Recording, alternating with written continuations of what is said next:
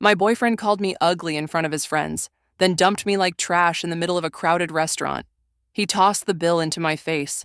As he walked away, he loudly said, "A girl like you should be on her knees thanking me for even noticing her." I smiled and calmly waited.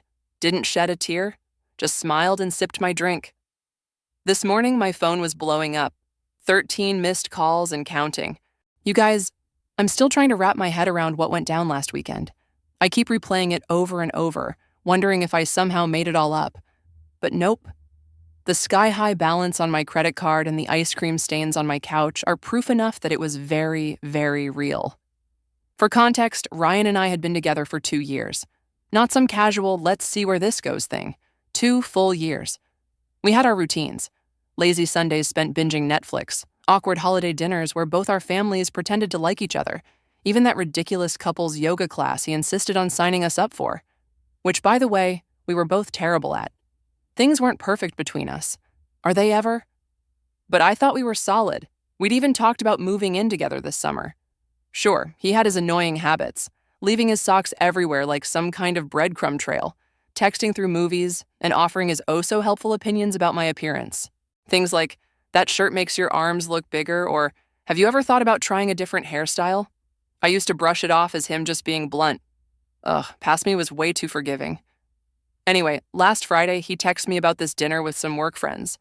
He never really mixed me into his work life before, always going on about how it wasn't professional or whatever. So I was actually excited. I even went out and bought a new outfit, RIP my budget, and spent forever getting ready. I'm talking full glam. YouTube tutorial level makeup, that fancy straightener I only use for special occasions, the whole 9 yards. I show up at this insanely expensive downtown restaurant, the kind where the portions are tiny and the menus don't have prices. Red flag number 1. Ryan's already there with 2 of his coworkers, Leonard and Pablo. The moment I walk up, something feels off. Ryan barely acknowledges me. He kind of half stands from his chair, throws out a quick, "You're late." I was literally 2 minutes late because parking was impossible. I sit down, and the first thing he says after looking me up and down is, "Oh, you wore that?" Not even quietly. His friends exchange this look, and I can feel my face start to burn. For the record, I was wearing a dark blue dress that I thought looked nice. Nothing wild, nothing inappropriate. I try to laugh it off. What, was there a dress code I missed? But he just shrugs and says they already ordered appetizers. Cool. The next hour is just Ryan droning on about work stuff I don't understand while his friends nod along. Every time I try to add something to the conversation, Ryan either talks over me or finds a way to correct me. At one point, I mention something about a customer at my store, and he cuts in with, "She doesn't really get how things work in the real business world," complete with a dismissive wave of his hand. Like retail isn't a real job. I've been a manager for 3 years. I sit there, feeling more and more uncomfortable, wondering if he's always been this condescending and I just never noticed, or if he's putting on a show. Either way, it's a terrible look. Then Leonard asks how we met. So I start telling the story about how his coworker Vanessa, who happens to be my best friend, introduced us. Ryan doesn't even let me finish my sentence before cutting in with, "Yeah, Vanessa felt bad for her. I was just doing a favor, really." Then he laughs. Like this whole thing, our entire relationship, was some kind of charity project. You guys, my stomach dropped. That's not even remotely close to the truth. If anything, Vanessa had warned me about Ryan's overinflated ego before setting us up, but she swore he was a decent guy underneath all of it. Spoiler alert, he wasn't. I mutter some excuse and head to the bathroom, mostly so I don't start crying in front of them. The second I'm in the stall, I whip out my phone and text Vanessa like, "WTF is happening?" That's when a notification pops up. Ryan just tagged himself at the restaurant on Instagram. Boys' night out. Like I don't even exist. Vanessa calls me immediately, but I send her to voicemail. No way am I letting those guys hear me cry. Instead, I splash some cold water on my face, fix my makeup, and give myself this pathetic little pep talk in the mirror about getting through dinner with at least a shred of dignity. When I finally make my way back to the table, they're all mid-laugh about something. But the second I sit down, it dies instantly. Great. The waiter arrives with our entrees, and Ryan immediately starts making snide comments about my food choice. I had ordered pasta, one of the cheaper options because I was already anxious about how much this place was going to cost. But he keeps throwing out little digs like, "Carb loading for a marathon?" And that's a bold choice for someone with your body type. Each remark stings like a tiny paper cut, and they're piling up fast. At this point, I can barely eat. I just push my food around my plate, counting the minutes until I can leave. Then Pablo asks Ryan about some presentation at work, and suddenly Ryan launches into this whole dramatic story about how his boss loved his ideas and basically put him in charge of the entire project. Something clicks in my brain. Just last week, Ryan was stressing about this same presentation, telling me his part was barely 5 minutes long and that he was nervous as hell. Now, suddenly, he's the mastermind behind it all? Like he's the main character in some alternate reality where everything revolves around him? Then the check arrives. The waiter sets it down in the middle of the table. Ryan picks it up, glances at it for a second, and then slides it over to me. At first, I think he's setting up for some kind of joke. There's no punchline. Instead, he just leans back and, as casually as if he were commenting on the weather, says, "I've been trying to make this work, but I'm just not attracted to you anymore. I think we should break up." In the middle of a restaurant, in front of his friends, after 2 years together, who does that? I'm completely blindsided. My brain scrambles for words, for anything, and all I manage to get out is, "Are you serious right now? You're really doing this?" He stands up, shrugs on his jacket, and delivers the final blow without a second thought. "A girl like you should be grateful I even dated you this long. You're not exactly a prize." Then, just like that, he and his friends walk out together laughing. And I'm left sitting there, alone, with a $347 bill for all their overpriced Wagyu appetizers and ridiculous craft cocktails. The waiter comes over, his face full of sympathy, which somehow makes everything 1,000 times worse. I slap my credit card down, even though I'm still paying off Christmas. Yay, and somehow manage to hold myself together until I reach my car. The second I slide into the driver's seat, I completely fall apart. I call Vanessa, sobbing so hard she can barely understand me. She doesn't even hesitate. Within 20 minutes, she's at my apartment with a pint of Ben & Jerry's and a bottle of wine, the real MVP. Between ugly crying and shoveling spoonfuls of cookie dough into my mouth, I tell her everything, and she loses it. I actually have to talk her down from driving straight to Ryan's place to make a scene. But then, something shifts. She starts asking questions. Not about the breakup, but about Ryan, about what he said at dinner, about that project he suddenly claimed to be in charge of, about his actual role at work. Finally, she looked at me and said, "Sabrina, I don't know how to put this, but Ryan isn't who he pretends to be at work." Turns out Ryan wasn't some rising star in marketing, on the verge of a big promotion. In reality, he was just an assistant, grabbing coffees, scheduling meetings, and handling whatever tedious tasks the actual team didn't want to do. Those so-called business trips, pure fantasy. That high-stakes presentation he bragged about, he was just the guy making the slides. Even his fancy LinkedIn title, completely made up. I felt like the biggest fool. For 2 whole years, he had been feeding me lie after lie, and I never thought to question any of it. How had I been so blind? And if he was capable of lying about something this big, what else had he been dishonest about? The moment Vanessa left, I went into full-blown investigator mode. I scrolled through every text, every old photo, every little interaction we'd ever had. Suddenly, all these inconsistencies started jumping out at me. Offhand comments about money that didn't quite add up. Nights he claimed to be working late, but his location showed him across town. I felt sick. I couldn't sleep. My brain kept replaying that awful dinner, the way he had made me feel so small, so unimportant. The humiliation was like a weight pressing down on my chest. Then at around 3 a.m., my phone buzzed with a text from an unknown number. "Hey, it's Cody from Ryan's office. Vanessa gave me your number. There's some stuff you should know." And that was when things really took a turn. First update. First off, thank you all so much for the kind words on my last post. I won't lie, I actually cried reading some of your comments, but in a good way. A therapeutic way. A ton of you asked for an update, so here's what went down next in this absolutely insane saga. After Cody dropped the bomb that my boyfriend of 2 years had basically been living inside his own delusional fantasy, I spent the next few days trapped in that gross post-breakup haze. You know the one where you alternate between sobbing into a pint of ice cream and furiously scrolling through old photos, trying to figure out if anything had ever been real. My apartment, an absolute disaster. Dishes piled in the sink, laundry untouched, at least 7 empty DoorDash bags littering the counter because the idea of cooking felt impossible. The worst part? My brain kept betraying me. Every so often, I'd think of something funny and instinctively reach for my phone to text Ryan, only to remember. And it was like being dumped all over again. My thoughts were caught in an endless loop of, did that really happen? And how the hell did I not see this coming? I had also been avoiding social media, knowing full well that Ryan would post something insufferable. But by Wednesday morning, curiosity got the best of me. I caved and checked Instagram.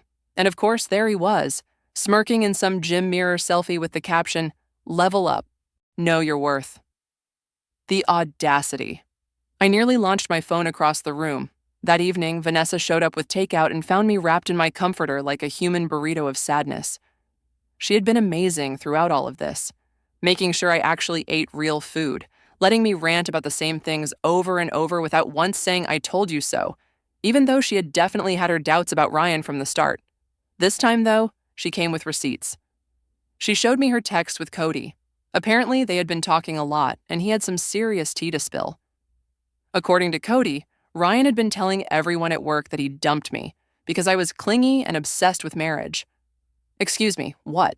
I was not the one who made an entire Pinterest board titled Future Home Ideas. Yes, you read that correctly. Ryan actually had one. And when I asked about it, he insisted it was research for a work project. But then Cody hit me with the real bombshell. Ryan hadn't just been lying about his job title. He was actually on probation for taking credit for other people's work. And if things kept going downhill, he was on the verge of getting fired. So those long nights at the office? He wasn't grinding away at important projects. He was frantically scrambling to fix his mistakes before someone caught on. And those business trips? Complete fiction. I was still trying to wrap my head around everything when my phone lit up with a call. It was Tina, Ryan's mom. For a second, I debated letting it go to voicemail. Awkward. But in the end, I figured I should handle this like an adult. Tina had always been nothing but kind to me, the kind of person who remembered my birthday and actually cared enough to ask about my life. Her voice sounded worried as she gently asked if everything was okay between me and Ryan. Apparently, he had told his family we'd had a small argument, but that everything was fine. A small argument? The man had publicly embarrassed me, broken up with me in front of his coworkers, and then left me to foot an outrageous dinner bill. I did my best to keep things vague, saying we were taking some time apart. I didn't want to drag her into the mess. But then she mentioned Ryan's birthday dinner on Saturday, and how the whole family was excited to see me there. You guys. I nearly choked on my lo mein. Ryan had straight up told his family we were still together and that I was planning to attend his birthday dinner. And not just that, he had apparently hinted that we had big news to share. I sat there, staring at my takeout container like it might have answers. Was he completely delusional, or just a compulsive liar? Tina sounded just as confused as I was. That's when the plan started to form. I wasn't about to just disappear and let him keep up this charade. His family had always treated me with kindness. They deserved to know the truth about who Ryan really was. But I also wasn't about to cause a massive scene or get petty. I would simply show up as expected and let reality unfold on its own. The next day, I met up with Cody for coffee. A little awkward, considering the only thing we had in common was Ryan, but it turned out he was actually really easy to talk to. And he had stories. Apparently, Ryan had been lying about more than just our relationship. The team he supposedly managed, just him and 2 unpaid interns. That big presentation he bragged about leading last month, he was literally just clicking through the slides while his boss spoke. Cody was genuinely upset on my behalf, saying he'd always suspected something was off with Ryan's stories about me. Turns out, Ryan had been painting me as high maintenance at work, complaining about my spending habits and how demanding I was. Meanwhile, I had been covering most of our dates toward the end, because Ryan kept saying he was between paychecks, which looking back probably meant he was just terrible with money. Halfway through our conversation, Cody got a text from their boss, asking if he could come in Saturday night for some last-minute project. He looked annoyed. He'd had other plans. But then I had an idea. What if Cody just happened to need to drop something off at Ryan's parents' house during the birthday dinner? The timing would be perfect. As we started hashing out the details, my phone buzzed. A message from Ryan, the first one since that humiliating dinner. It just said, "We need to talk about what happened. I might have overreacted. Might have? I showed Cody and he nearly spit out his coffee. Overreacting is getting annoyed when someone shows up 10 minutes late. Overreacting is snapping at someone after a long day. What Ryan did was something else entirely. Publicly humiliating me, dumping me in front of an audience and leaving me with a $300 bill. I didn't respond. Let him sit with that. The next 2 days were a blur of preparation. If I was going to this dinner, I wasn't going in blind. I scrolled through old texts, cross-checking dates when Ryan had claimed to be away at conferences that didn't exist. Found messages where he had name-dropped coworkers that Cody confirmed weren't real. Even photos Ryan had posted of himself at company events that were actually just stock images pulled from the company's website. By Friday night, I was ready. Vanessa came over to help me pick the perfect outfit. Not gonna lie, a part of me wanted to show up looking absolutely stunning, just to spite him. But in the end, we decided on a more subtle approach. Classy, put together, but nothing that screamed I'm trying too hard. I settled on a simple black dress, the same one Ryan once offhandedly called average-looking on me, which I now realize was some pathetic neg-attempt. Because funny enough, every time I wore it, I got compliments. I barely slept Friday night. My mind wouldn't shut up. What if this whole plan blew up in my face? What if his family took his side? What if I just completely froze and couldn't go through with it? By the time Saturday morning rolled around, I had chewed my nails down to stubs and cycled through at least 17 different scenarios in my head. Then, right around noon, Ryan sent another text. "Looking forward to seeing you tonight. Wear something nice. My parents are excited." I left him on red. Let him wonder. Let him think whatever he wanted. The rest of the afternoon was spent getting ready, a weird mix of nerves and adrenaline buzzing under my skin. Vanessa helped with my hair, gave me a pep talk when I started second-guessing everything. At 5:30, I got in my car and started the drive to his parents' house. Had to pull over halfway there, because my hands were shaking too much to keep a steady grip on the wheel. I sat on the side of the road for a minute, trying to do those breathing exercises from that meditation app I downloaded months ago but never actually used. What was I doing? Was this completely unhinged? Maybe I should just block Ryan on everything and walk away like a normal person. But then I pictured him sitting at that dinner table, spinning some fake, self-pitying version of our breakup, maybe even painting himself as the victim. And just like that, my hesitation vanished. I pulled up to his parents' house at 6:15, fashionably late, just enough to irritate him. The driveway was packed with cars. I checked my makeup in the mirror, took one last steadying breath, and walked up to the door. Ryan's dad answered, all smiles, pulling me into a warm hug before ushering me inside. The house smelled like Tina's famous pot roast, and for a second, a strange sadness settled in my chest. I really did like Ryan's family, and after tonight, this would probably be the last time I ever saw them. I rounded the corner into the living room, and there was Ryan, clearly not expecting me to actually show up, despite whatever lie he'd told everyone. The look on his face, absolutely priceless. For the briefest moment, panic flickered across his features before he smoothed it over and walked up to me, pasting on a fake smile. He pulled me into a stiff hug and whispered, "You actually came. We need to talk. Privately." I just smiled, loud enough for everyone to hear. "Of course I came. I wouldn't miss your birthday for anything, especially since you've been telling everyone we have big news to share." The color drained from his face. Tina gasped, clapping her hands. "Oh my God, is this what I think it is?" Kayla shot me a knowing look. His dad started joking about finally getting grandkids. Ryan's grip on my elbow tightened a little too much. My phone buzzed in my bag. A text from Cody. "On my way, 15 minutes out." Ryan leaned in, voice low and sharp. "What are you doing here? I thought after the restaurant." I just beamed at him, making sure everyone could hear. "Oh, I wouldn't miss the chance to tell your family about what happened at that restaurant, Ryan. I'm sure they'd love to hear that story." The look of sheer panic on his face as his mom started bringing out the food, worth every single ounce of anxiety it took to get here. Game on. Second update. I'm finally ready to spill what happened at Ryan's birthday dinner. Sorry for the delay. I needed a full mental health day after all the chaos. Plus, my Wi-Fi has been a nightmare because my neighbor borrowed my password and apparently downloaded the entire internet. Where did we leave off? Right. Me sitting at the dinner table with Ryan's family while he panicked about what I might say. So there I was, surrounded by Ryan's parents, Tina and Ralph, his sister Kayla, his grandma, and two cousins whose names I always mix up. The table was overflowing with Tina's legendary pot roast, those buttery mashed potatoes I'd literally dreamed about, and the obligatory fancy salad that everyone would politely acknowledge, but ultimately ignore. The first 20 minutes were a master class in awkwardness.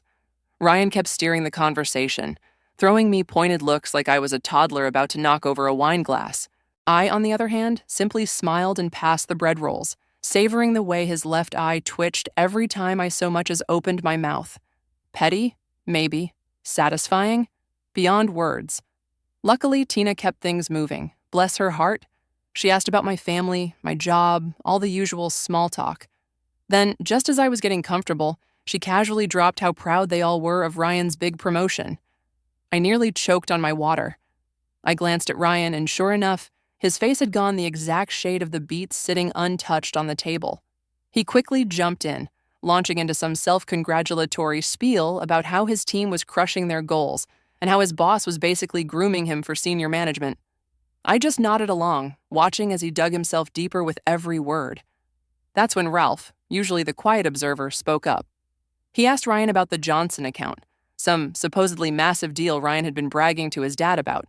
Ryan's answer was so vague it could have been a horoscope, something about strategic pivots and leveraging core competencies, which was just corporate nonsense dressed up as intelligence. Across the table, Kayla caught my eye. She's always been the family skeptic, the type to fact-check in real time and call people out when their stories don't add up.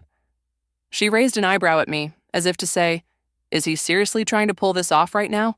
And then, just as the tension was thick enough to cut with a steak knife, Tina brought up the future. She turned to us with an expectant smile and asked if our big news had anything to do with taking the next step. Ryan nearly dropped his fork.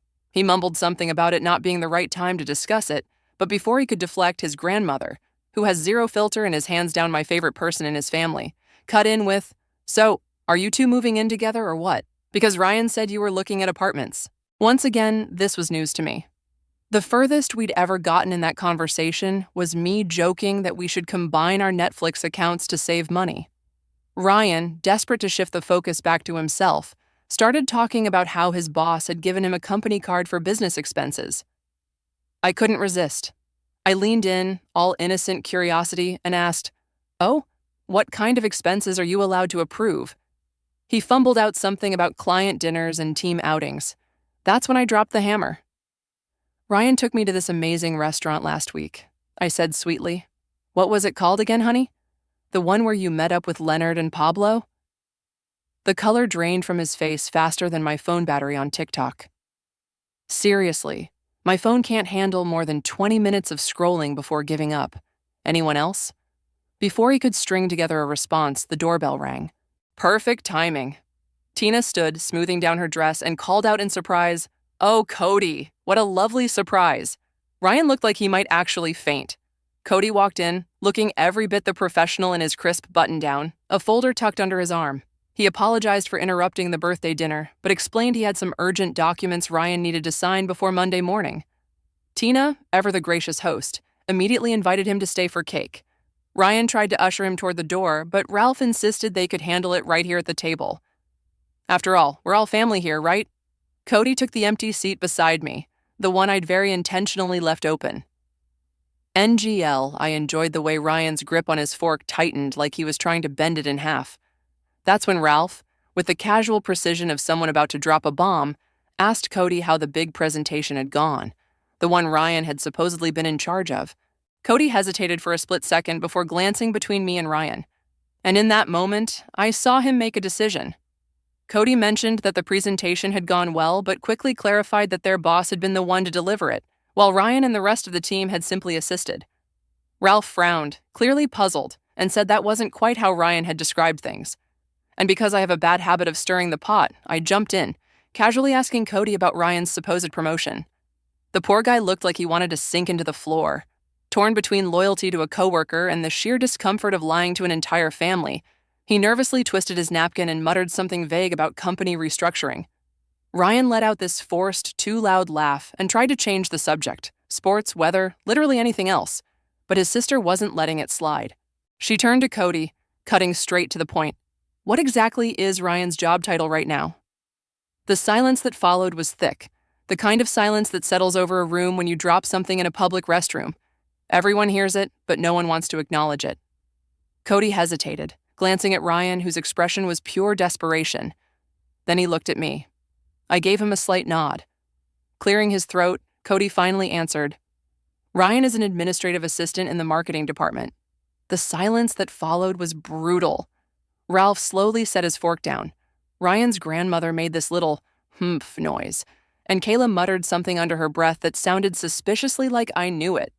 Ryan immediately went into damage control mode, insisting that Cody was mistaken, that his role was complex, that he had multiple responsibilities.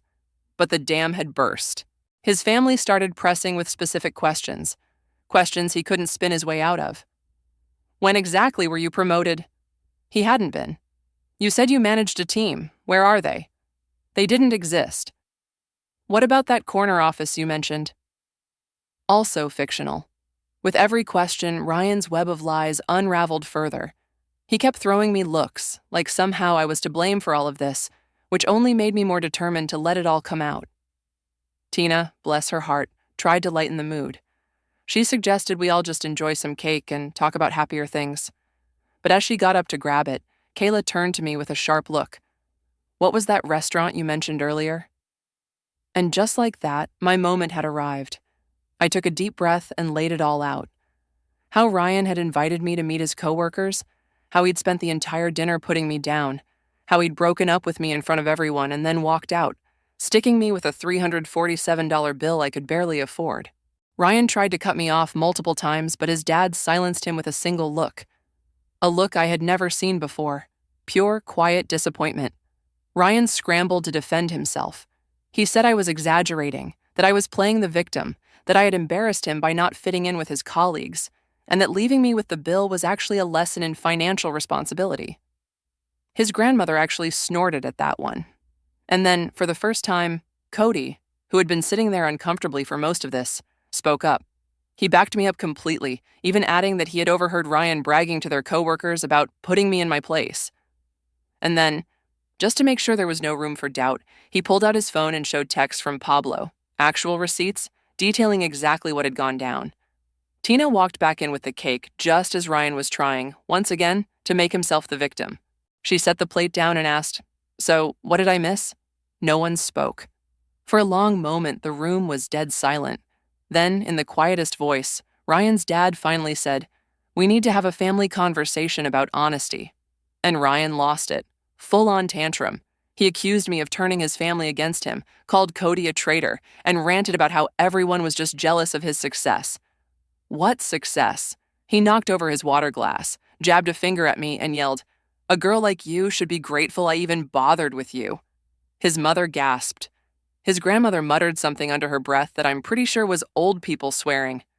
His sister just shook her head, looking completely unsurprised. Somehow I stayed calm. I met Ryan's eyes and, with complete clarity, said, "The only thing I'm grateful for is finally seeing you for who you really are." Ryan stormed out, slamming the door with enough force to send one of Tina's decorative plates crashing to the floor, where it shattered into jagged pieces. The aftermath was strangely quiet, almost too calm for what had just happened. Tina kept apologizing, at least 50 times, while Ralph just looked drained, as if all the fight had left him. Kayla busied herself wiping up the spilled water, avoiding eye contact.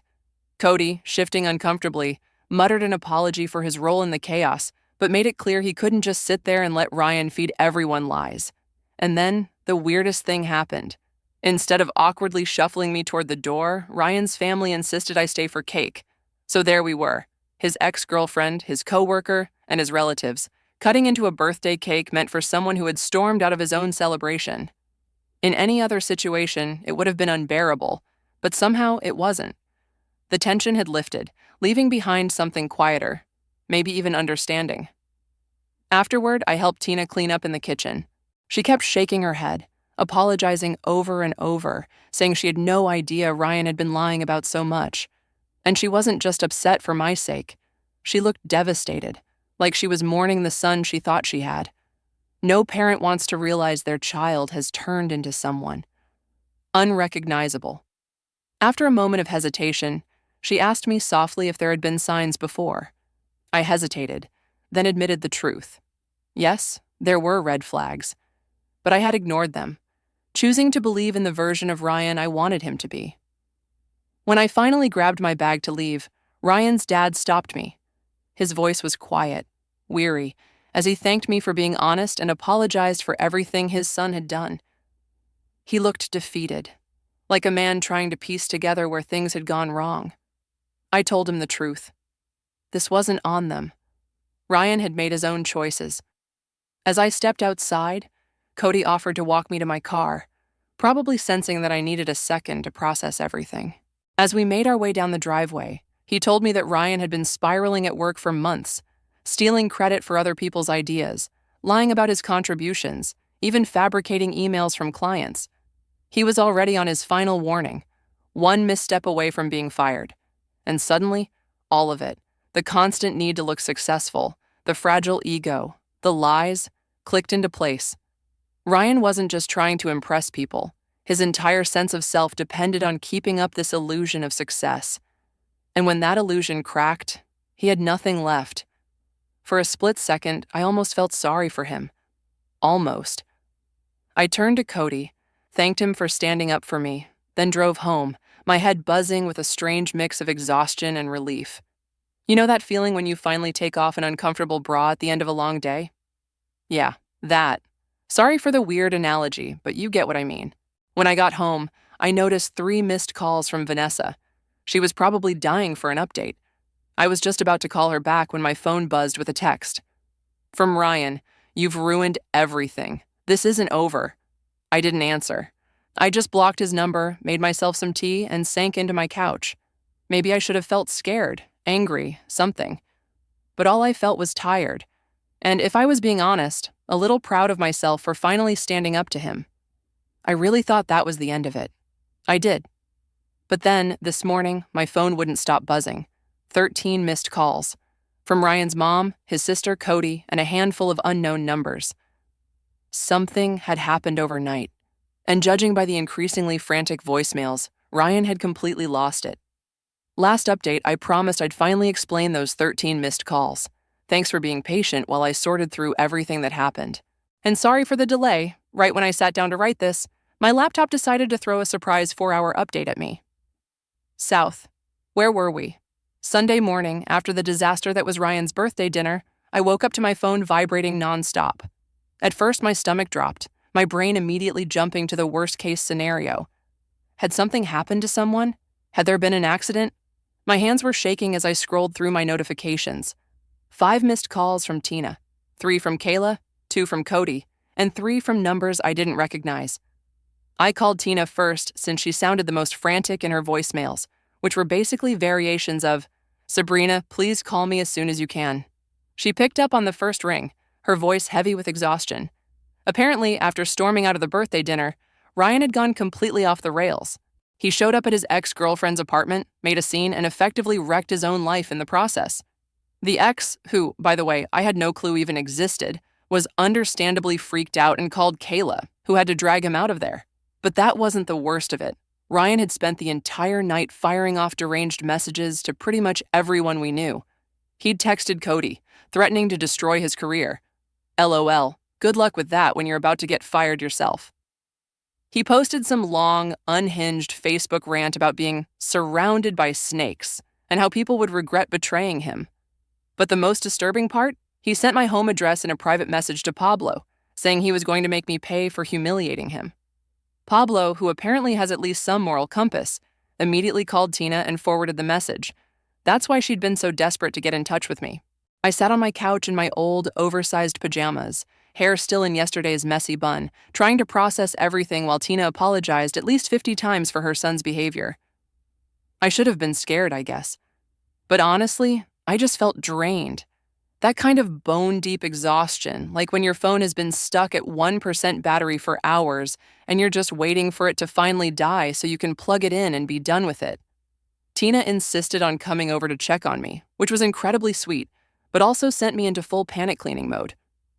Nothing makes you speed tidy your apartment like the realization that someone's mom is about to see your living space. Am I right? I was literally shoving dirty laundry into my closet and scrubbing dried toothpaste off the sink when my doorbell rang. And it wasn't just Tina. Kayla was with her too. They brought coffee and those little pastries from the bakery near their house, which, not gonna lie, might be the thing I miss most about dating Ryan. We sat around my tiny kitchen table, the one with the wobbly leg I've been meaning to fix for months, and they filled me in on the full Ryan situation. According to Kayla, this whole thing wasn't exactly new. Ryan had a habit of lying about his life. In college, he'd told everyone he was on the baseball team when he had actually been cut during tryouts. He once claimed to be talking to some popular girl who, as it turned out, had no idea he even existed. There was a whole pattern of him fabricating a more successful, more impressive, more everything version of himself. As they talked, my phone wouldn't stop buzzing. Messages from friends who had seen Ryan's social media meltdown. Vanessa was freaking out, insisting on coming over with her boyfriend, who does kickboxing, just in case. I swear, that girl watches way too many crime shows. My group chat was blowing up with confused messages about Ryan's melodramatic subtweets. And then my doorbell rang again. I froze. For half a second, I genuinely thought it might be Ryan. Kayla peeked through the blinds, let out a slow breath, and said, "It's Cody." Apparently, Ryan had been blowing up his phone all morning, too, and Cody wanted to warn me in person, because Ryan had specifically mentioned paying me a visit. So there we were, me, Ryan's mom, his sister, and his coworker, all gathered in my living room on a Sunday morning, trying to figure out how to deal with a grown man throwing a tantrum because he got caught in his own lies.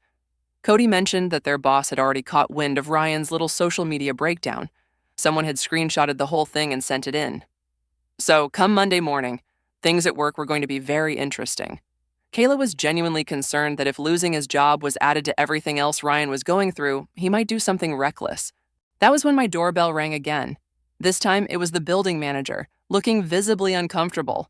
Apparently, Ryan had been downstairs in the lobby, making a scene and demanding to be let up to my apartment. The manager, bless him, had refused and warned Ryan that he'd call the police if he didn't leave. At that point, Ryan had stormed off, but not before shouting that I was a lying bitch loud enough for the entire first floor to hear. Tina looked absolutely heartbroken. She kept apologizing over and over, saying she had no idea where they had gone wrong in raising him. I felt awful for her. Imagine coming to terms with the fact that your grown son had turned into a walking red flag. Kayla, being the practical one, suggested that I document everything, just in case Ryan's behavior escalated. We were all sitting there, trying to figure out what to do next, when my phone buzzed with a notification. Ryan had tagged me in an Instagram story. Against my better judgment, and despite everyone in the room telling me not to look, I clicked on it. It was an old photo of me from the early days of our relationship, asleep on his couch with my mouth hanging open. The caption read, "Miss Perfect who ruined my birthday isn't so perfect. A girl like you should be grateful anyone took pictures of you at all." I stared at it for a second, waiting for the sting of embarrassment to hit. Instead, I actually laughed out loud. That was his big revenge? A slightly unflattering photo from 2 years ago?